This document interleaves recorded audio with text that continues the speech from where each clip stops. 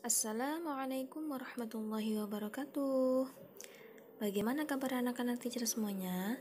Kembali lagi dalam pelajaran PI dan Budi Pekerti ya, dalam pembahasan hadis terkait anjuran menuntut ilmu. Sebelum pembelajaran hari ini kita buka, marilah kita membaca doa sebelum belajar terlebih dahulu. Bismillahirrahmanirrahim. Rabbi zidni ilman warzuqni fahman waj'alni minas shalihin. Alhamdulillah, semoga dengan kita membaca doa sebelum belajar hari ini, kita akan dipermudahkan dalam mempelajari bab yang kedua ini. Oke, yang pertama itu ya, ada pada halaman 12, yaitu tentang hadis perilaku mandiri. Nah, sebelum kita bahas apa itu mandiri, ada yang tahu? Mandiri adalah tidak menyandarkan tugas dan tanggung jawabnya kepada orang lain. Ya, tidak menyandarkan tugas dan tanggung jawabnya kepada orang lain. Contohnya apa?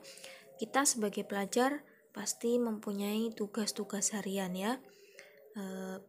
Nah, kita tidak boleh serta-merta menyandarkan semua tugas-tugas kita kepada orang lain, harus dikerjakan sendiri.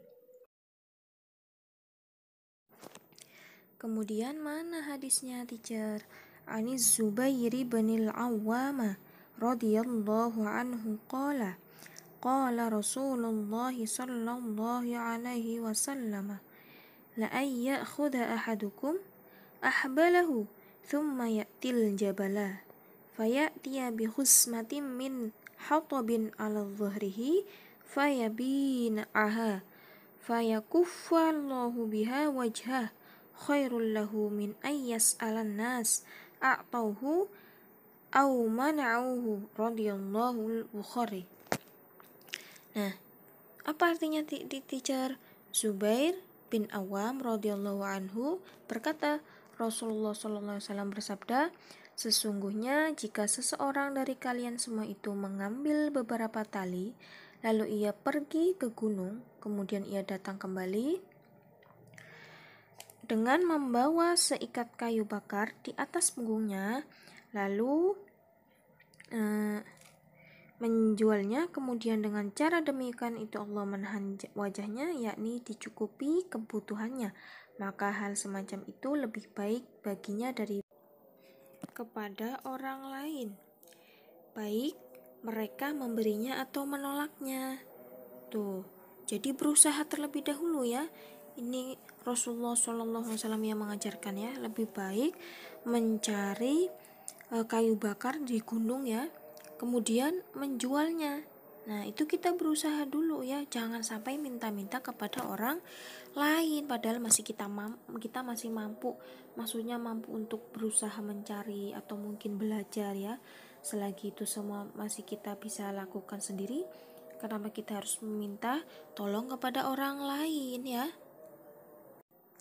Nah, itulah tadi ya pesan yang terdapat dalam hadis tersebut ya. Kita harus berusaha dulu, kemudian ya kita boleh kalau kiranya belum mampu meminta tolong kepada orang lain.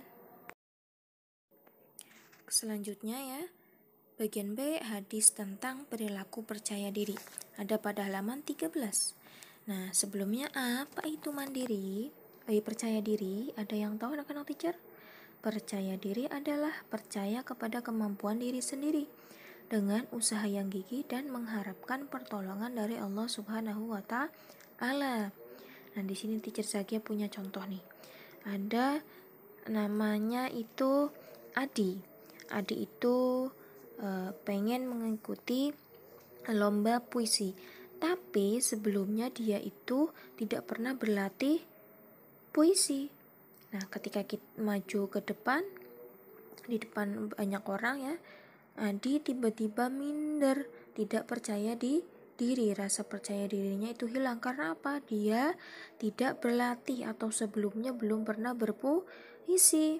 Nah, maka dari itu untuk menimbulkan rasa percaya diri, menumbuhkan percaya diri kita dalam diri sendiri, kita harus berlatih terlebih dahulu ya. Berlatih, kemudian berharap ya ketika nanti lomba akan mendapatkan pertolongan dari Allah Subhanahu wa Ta'ala. Nah, itu baru kita percaya diri. Coba kalau sebelumnya belum berlatih, pasti kita akan minder, tidak punya rasa percaya diri. Allah Subhanahu wa Ta'ala bersabda dalam surat Yusuf ayat 87. A'udzu billahi minasy syaithanir rajim. Bismillahirrahmanirrahim. Ya bani yadhhabu fatahassasu min Yusuf wa akhihi wa la tay'asu min rauhillah. Innahu la yai'asu min rauhillahi illa al-qaumul kafirun. Al-ayah. Wahai anak-anakku, pergilah kamu, carilah berita tentang Yusuf dan saudaranya, dan jangan kamu berputus asa dari rahmat Allah.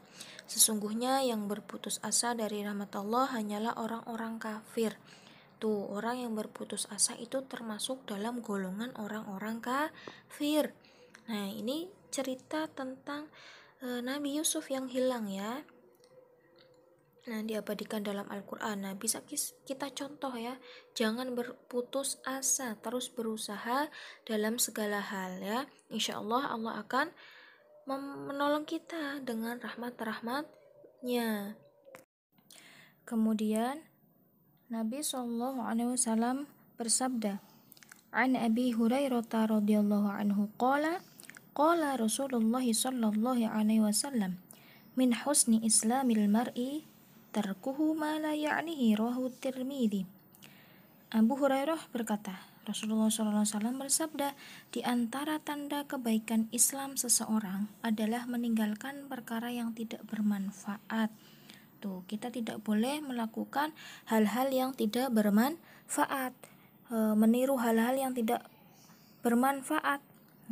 Tuh, Nabi SAW memerintahkan tidak boleh untuk melakukan hal yang tidak bermanfaat. Oke, untuk tugas hari ini ya, mencatat pada buku catatan masing-masing halaman 17 bagian intisari ya. Oke, pembelajaran hari ini teacher tutup, teacher akhiri. Assalamualaikum warahmatullahi wabarakatuh.